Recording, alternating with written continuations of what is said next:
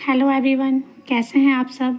आशा करती हूँ कि आप सब ठीक होंगे और यही कामना करती हूँ कि आप हमेशा ठीक ही रहें। तो बात करते हैं हम आज के विषय के बारे में। आज का हमारा विषय है भाषा, लिपि और व्याकरण। तो सबसे पहले हम बात करते हैं कि भाषा किसे कहते हैं, इसके कितने रूप हैं, कितने अंग हैं, इन सब के बारे में हम बात करेंगे। तो भाषा शब्द जो है वो संस्कृत के भाष धातु से बना है। इसका अर्थ है बोलना या कहना। मनुष्य जिन ध्वनियों को बोलकर अपनी बात कहता है उसे भाषा कहते हैं। तो भाषा कौन से धातु से बना है? यह बना है संस्कृत के भाष धातु से। भाष का अर्थ है बोलना या कहना। इसकी परिभाषा है, भाषा वह साधन है जिसके द्वारा मनुष्य बोलकर, सुनकर, लिखकर व पढ़कर अपने मन के भावों या विचारों का आदान प्रदान करता है। जैसे कि अभी मैं आपके सामने बोलकर ये सब बता रही हूँ, आप सुन रहे हो, ये मैंने लिखा हुआ है, आप इसे पढ़ोगे। तो ये क्या कर रही हूँ मैं, एक भाषा है जो मैंने लिखी हुई है, मैं अभी इसको बोल के बता रही हूँ, आप सुन रहे हैं और आप इसको पढ़ेंगे। ये भाषा क्या है, जो हम अपने मन के भावों को या विचारों को एक दूसरे को क्या करते हैं, आदान प्रदान करते हैं। किसके द्वारा? बोलकर, सुनकर, लिखकर व पढ़कर। आगे है हमारा भाषा के रूप। तो भाषा के दो रूप जो है मुख्य हैं, एक है मौखिक, एक लिखित। तो बात करते हैं हम मौखिक भाषा की।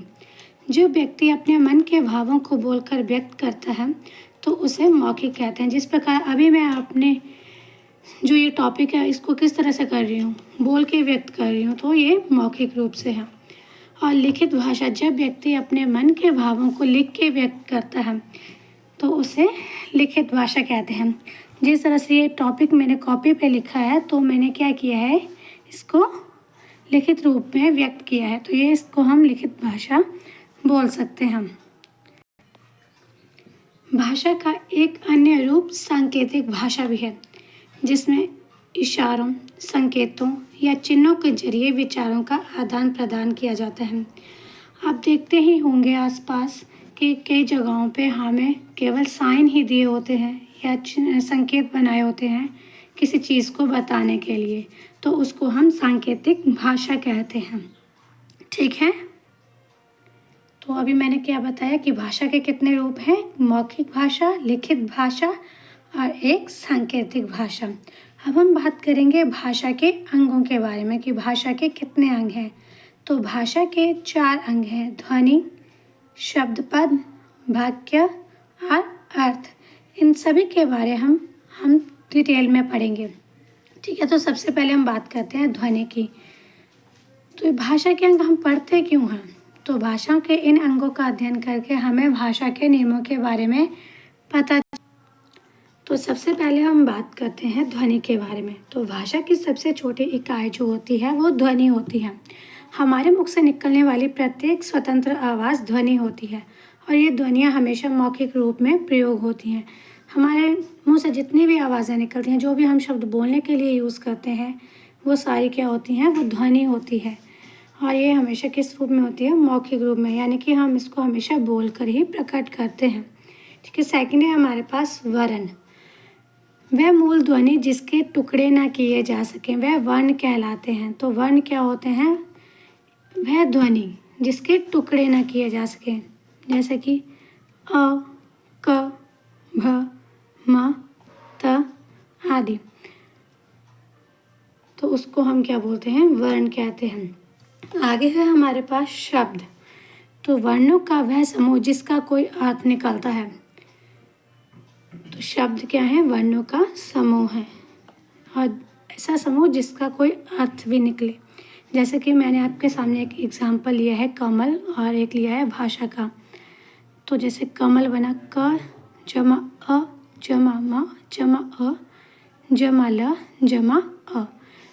तो ये जो कमल जो हमारा शब्द है ये टुकड़ों में बंटा हुआ है। जैसे क जमा अ, क से अ का साउंड आ रहा है, म से अ की आवाज़ आ रही है, ल से अ की आवाज़ आ रही है। तो ये जो वर्ण हैं वो क्या बना रहे हैं, एक शब्द बना रहे हैं। तो क्या शब्द बना ये, कमल, और इसका एक अर्थ होता है। जैसे कि एक एग्जाम्पल और है भाषा का, तो व जमा आ जमा श जमा आ, तो ये सभी वर्ण जो मिलकर एक शब्द बना रहे हैं वो बना रहे हैं भाषा, और इसका भी अपने आप में एक अर्थ निकल रहा है। आगे है हमारे पास वाक्य, सार्थक शब्दों का वह समूह जिसका कोई अर्थ निकलता है। तो वाक्य क्या है, शब्दों का समूह है, और ऐसे शब्दों का समूह है जिसका कोई अर्थ निकलता है। जैसे कि राम हिंदी भाषा पढ़ रहा है, ये क्या है, एक वाक्य है और इसका एक सही मायने में एक अर्थ है। अगर हम ऐसे बोलते कि भाषा राम हिंदी राह पढ़ है, तो ये कोई वाक्य नहीं बना। तो वाक्य क्या होते हैं, शब्दों का एक समूह होता है और जिनका कोई एक अर्थ निकलता है, उसको हम वाक्य कहते हैं। आगे हम बात करते हैं लिपि के बारे में कि लिपि क्या होती है। तो भाषा का प्रयोग करते समय हम सार्थक ध्वनियों का उपयोग करते हैं। इन मौखिक ध्वनियों को जिन चिन्हों द्वारा लिखकर व्यक्त किया जाता है वह लिपि कहलाते हैं। हम बोल सकते हैं कि लिपि जो है वो किसी भाषा को लिखने का विशिष्ट तरीका, विधि या प्रणाली है। तो भाषा क्या है, लिपि क्या है, किसी भी भाषा को लिखने का एक विधि है, एक प्रणाली है कि भाषा को किस तरह से लिखा जाना चाहिए। ठीक है, तो प्रत्येक भाषा के लिपि चिन्ह जो हैं वो अलग अलग होते हैं तथा उन्हें अलग अलग नामों से जाना जाता है। हिंदी व संस्कृत भाषा की लिपि देवनागरी, अंग्रेजी भाषा की लिपि रोमन, पंजाबी भाषा की लिपि गुरुमुखी, उर्दू भाषा की लिपि फारसी, अरबी की अरबी ही होती है, बंगला की बंगला ही होती है और रूसी की रूसी ही लिपि। जैसे कि भारत में अनेक भाषाएं बोली जाती हैं, जैसे हिंदी, संस्कृत, पंजाबी, उर्दू, कश्मीरी, बंगला, उड़िया, तेलुगु, असमिया, सिंधी, गुजराती, बोडी, डोगरी, मैथिली, कन्नड़, संथाली, मणिपुरी, कोंकणी, संथाली, मलयालम, नेपाली, मराठी। इस प्रकार भारत में जो है वो 22 भाषाएं जो हैं वो प्रचलित हैं। आगे हम बात करते हैं लिप्यंतरण की। तो लिप्यंतरण किसे कहते हैं, तो एक भाषा को उसकी सामान्य लिपि से दूसरी लिपि में लिखना, वास्तविक अनुवाद न करके लिप्यंतरण कहलाता है। तो लिप्यंतरण क्या है, जिसमें हम एक लिपि को क्या करते हैं, दूसरी लिपि में ट्रांसलेट करते हैं। जैसे कि मैंने अभी आपको बताया कि कौन सी भाषा की कौन सी लिपि है, तो एक लिपि को दूसरी लिपि में ट्रांसलेट करना है, लिप्यंतरण कहलाता है। हम बात करते हैं कि भाषा और लिपि में क्या अंतर है। अभी हमने पढ़ा भाषा और लिपि दोनों के बारे में, तो आप तो सोच रहे होंगे कि दोनों ही एक हैं, तो हम इसके अंतर के बारे में भी बात करते हैं। तो भाषा क्या है, तो भाषा बोलने का एक रूप है, जबकि लिपि जो है वो उसको लिखने का एक तरीका है। तो भाषा क्या हुआ, भाषा हुआ बोलने का एक रूप। जब हम अपने भावों, विचारों को या मन की किसी बात को या भावों को बोलकर प्रकट करते हैं, दूसरे के सामने अपने विचारों का आदान प्रदान करते हैं, उसको हम भाषा कहते हैं। और लिपि क्या बताया था, लिपि भाषा को एक विधिवत तरीके से लिखने की एक कला कह सकते हैं, एक प्रक्रिया, एक तरीका कह सकते हैं। तो एक भाषा को कई लिपियों में लिखा जा सकता है। आगे हम कुछ महत्वपूर्ण तथ्यों के बारे में बात करते हैं, जैसे कि लिपि के जनक कौन है, विश्व की सबसे बड़ी लिपि कौन है, पुरानी लिपि कौन है, तो इन सब के बारे में हम बात करते हैं। तो लिपि का जनक, तो लिपि का जनक किसे कहा जाता है, तो लिपि का जनक डॉक्टर द्वारिका प्रसाद सक्सेना के अनुसार सर्वप्रथम देवनागरी लिपि का प्रयोग गुजरात के नरेश जयवट के शिलालेख में मिलता है। तो डॉक्टर द्वारिका प्रसाद सक्सेना क्या कहते हैं, कि सर्वप्रथम जो देवनागरी लिपि है उसका प्रयोग कहाँ मिला था? गुजरात के नरेश जयभट्ट के शिलालेख में मिला था। विश्व की सबसे बड़ी लिपि कौन है? तो वो है लैटिन लिपि विश्व की सबसे बड़ी लिपि है। अगर हम बात करें सबसे पुरानी लिपि के बारे में तो सबसे पुरानी लिपि जो है वो ब्राह्मी लिपि है और ये बाएं से दाएं लिखी जाती है और सम्राट अशोक के लेखों में इस लिपि का इस्तेमाल हुआ था। तो ये थे कुछ लिपि से संबंधित महत्वपूर्ण तथ्य। अब हम आगे बात करते हैं। तो आप सभी जानते हैं कि संस्कृत भाषा से ही हिंदी भाषा का जन्म हुआ है और 14 सितंबर 1949 को हिंदी संविधान में भारत की राज्य भाषा स्वीकार की गई थी। इसलिए हम हर साल 14 सितंबर को हिंदी दिवस मनाते हैं। अब हम बात करते हैं हिंदी भाषा की उपभाषाओं के बारे में कि हिंदी भाषा की कितनी उपभाषाएं हैं। तो हिंदी भाषा की जो है वो 5 उपभाषाएं हैं। जैसे क्या पूर्वी हिंदी, राजस्थानी हिंदी, पहाड़ी हिंदी, पश्चिमी हिंदी और बिहारी हिंदी। अब ये उपभाषाएं और इनकी बोलियों के बारे में बात करते हैं। तो पूर्वी हिंदी की जो बोली है वो है अवधी, बघेली, छत्तीसगढ़ी। राजस्थानी हिंदी की जयपुरी, मारवाड़ी, मेवाती और मालवी। पहाड़ी हिंदी की गढ़वाली, कुमायूनी, हिमाचली। पश्चिमी हिंदी खड़ी बोली, हरियाणवी, कन्नौजी और ब्रजभाषा। बात करते हैं बिहारी हिंदी की। तो बिहारी हिंदी की जो बोली है वो है भोजपुरी, मैथिली और मगही। तो ये थी हिंदी भाषाओं की उपभाषाएं जो कि 5 तरह की मैंने आपको बताई। अब हम बात करते हैं बोली के बारे में कि बोली किसे कहते हैं। तो किसी भाषा का एक स्थानीय रूप है। बोली क्या है? किसी भाषा का एक स्थानीय रूप है जिसे किसी विशिष्ट क्षेत्र या समुदाय के लोग बोलते हैं। बोली का कोई लिखित रूप नहीं होता है। वो बोली क्या है?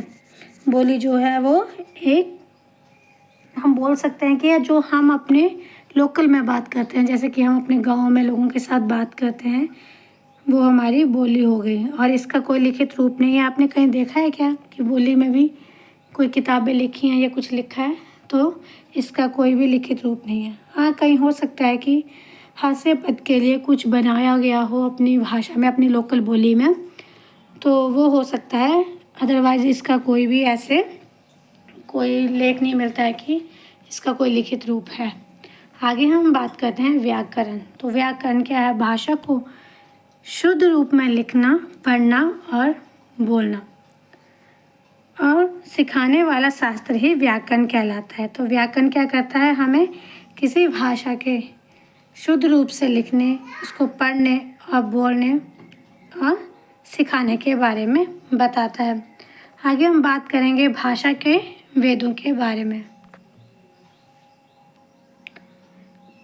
तो व्याकरण के भेद। तो व्याकरण के 4 वेद हैं: वर्ण विचार, शब्द विचार, पद विचार और वाक्य विचार।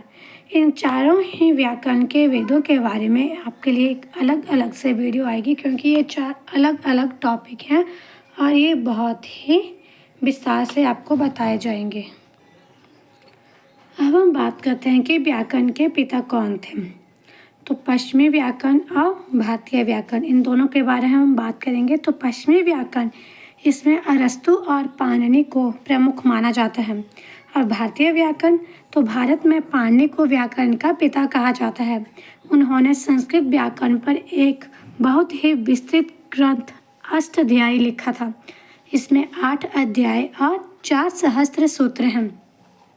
तो भारत में किसको कहा जाता है व्याकरण का पिता? तो वो कहा जाता है पाणिनि को। और उन्होंने संस्कृत व्याकरण पर एक बहुत ही विस्तृत ग्रंथ लिखा था। उसका नाम क्या था? उसका नाम था अष्टाध्यायी, जिसमें कि 8 अध्याय और 4 सहस्त्र सूत्र हैं। हम बात करते हैं हिंदी व्याकरण के जनक के बारे में। तो हिंदी व्याकरण के जनक बनारस के दामोदर पंडित हैं, जिनके द्वारा लिखित द्विभाषीय ग्रंथ उक्ति व्यक्ति प्रकरण 12वीं शताब्दी का समकालीन था। तो हिंदी व्याकरण के जनक कौन थे? दामोदर पंडित। और उन्होंने कौन सा ग्रंथ लिखा था? उन्होंने लिखा था द्विभाषीय ग्रंथ उक्ति व्यक्ति। अंग्रेजी भाषा के जनक के बारे में बात करें तो अंग्रेजी भाषा के जनक, अंग्रेजी व्याकरण के जनक अमेरिकी लिंडले मरे थे। तो इंग्लिश का ग्रामर किसने दिया है? इंग्लिश ग्रामर का जो पिता है वो लिंडले मरे को कहा जाता था। तो आज हमने क्या पढ़ा? आज हमने पढ़ा भाषा, लिपि और व्याकरण के बारे में कि भाषा क्या है, भाषा के कितने रूप हैं, भाषा के कितने अंग हैं, लिपि क्या है और हमारे व्याकरण के बारे में पढ़ा। तो धन्यवाद।